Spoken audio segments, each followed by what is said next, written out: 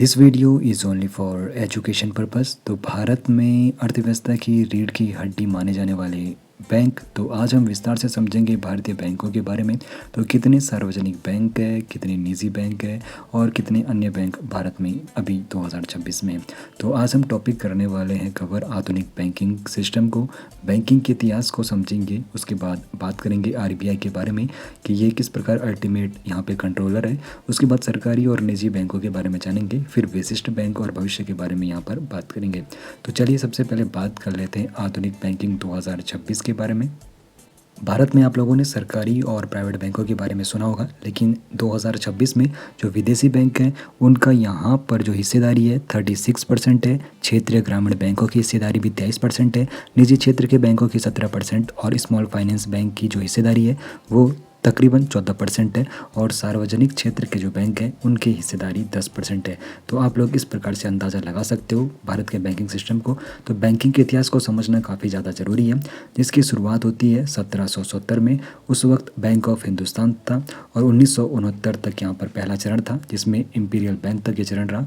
उसके बाद 1969 से 1991 का जो दौर था, जहाँ पर राष्ट्रीयकरण का दौर शुरू हुआ।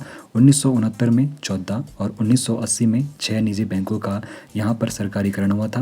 उसके बाद 1991 से 2026 में सुधार और डिजिटल दौर आया, जिसमें आर्थिक सुधारों के बाद निजी बैंकों को अनुमति और यूपीआई का सिस्टम लागू हुआ। तो 1991 में जो आर्थिक सुधार हुए थे, जिसके बदौलत जो प्राइवेट सेक्टर के बैंक हैं वो सामने आए थे और यूपीआई जो है उस पर काम किया गया था, जिससे बैंकिंग जो सुविधाएं हैं काफ़ी ज़्यादा आसान लोगों के लिए बन गई थी।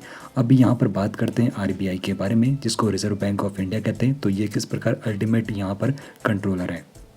आरबीआई जिसको बैंकों का बैंक कहते हैं, तो आरबीआई का यहाँ पर कंट्रोल करता है जितने भी कमर्शियल बैंक होते हैं और यहाँ पर महंगाई को कंट्रोल करता है। अब चाहे नोट छापने का यहाँ पर काम हो, तो आरबीआई इन सब को मैनेज करता है और इसीलिए इसको बैंकों का बैंक भी कहते हैं। अब बात कर लेते हैं सरकारी और जो यहाँ पर निजी क्षेत्र के बैंक हैं, तो उनके बारे में बात कर लेते हैं। तो सबसे पहले बात करेंगे सरकारी बैंक। तो यहाँ पर सरकारी बैंक जो अभी है 2026 में 12 है, जिसमें भारतीय स्टेट बैंक हो गया, पंजाब नेशनल बैंक हो गया, बैंक ऑफ बड़ौदा हो गया, केनरा बैंक हो गया, यूनियन बैंक ऑफ इंडिया हो गया और बैंक ऑफ इंडिया हो गया। तो इनका स्थापना वर्ष और यहाँ पर इनका मुख्यालय का है, यहाँ पर आप लोग देख सकते हो। उसके बाद 6 और जो यहाँ पर सरकारी बैंक है उनमें शामिल है इंडियन बैंक, जिसमें सेंट्रल बैंक ऑफ इंडिया है, इंडियन ओवरसीज़ बैंक आ गया, यूको बैंक आ गया, बैंक ऑफ महाराष्ट्र आ गया, पंजाब एंड सिंध बैंक आ गया और इनकी स्थापना वर्ष और इनका मुख्यालय का है, ये भी आप लोग यहाँ पर देख सकते हो। तो 2026 में जो सार्वजनिक बैंकों की संख्या है वो 12 है। अब कुछ मुख्य यहाँ पे जो प्राइवेट सेक्टर के बैंक हैं, जिनमें एचडीएफसी बैंक हो गया, आईसीआईसीआई बैंक हो गया, एक्सिस बैंक हो गया, कोटक महिंद्रा बैंक हो गया, इंडसइंड बैंक हो गया, आईडीएफसी फर्स्ट बैंक हो गया। तो इनका स्थापना वर्ष और मुख्यालय भी आप लोग यहाँ पर देख सकते हो।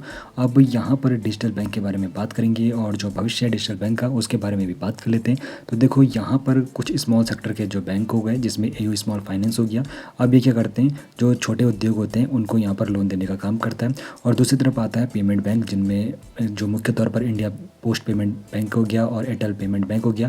तो यहाँ पर 2 लाख रुपए तक जमा तो किए जा सकते हैं, लेकिन जो ये पेमेंट बैंक होते हैं यहाँ से लोन नहीं दिया जा सकता है। अब यहाँ पर बात करें डिजिटल के बारे में, तो फिजिकल बैंक शाखाओं और आधुनिक डिजिटल सेवाओं का ये रणनीतिक एकीकरण है, जिसमें ब्रांचेस भी होती है और साथ ही साथ इंटरनेट से यहाँ पे जो सेवाएं होती है, सर्विसेज होती है, काफ़ी आसान हो जाती है। अब यहाँ पर बैंकों के बारे में इतना तो जान लिया। अब एक सवाल जो आप लोगों के लिए रहेगा, तो क्या आप लोग लोन स्कीम के बारे में जानना चाहते हो? अगर जानना चाहते हो कमेंट सेक्शन में ज़रूर बताइए, ताकि हम आने वाली वीडियोज़ में इसको अच्छे से कवर सकें। बाकी मिलते हैं आपसे नेक्स्ट वीडियो में।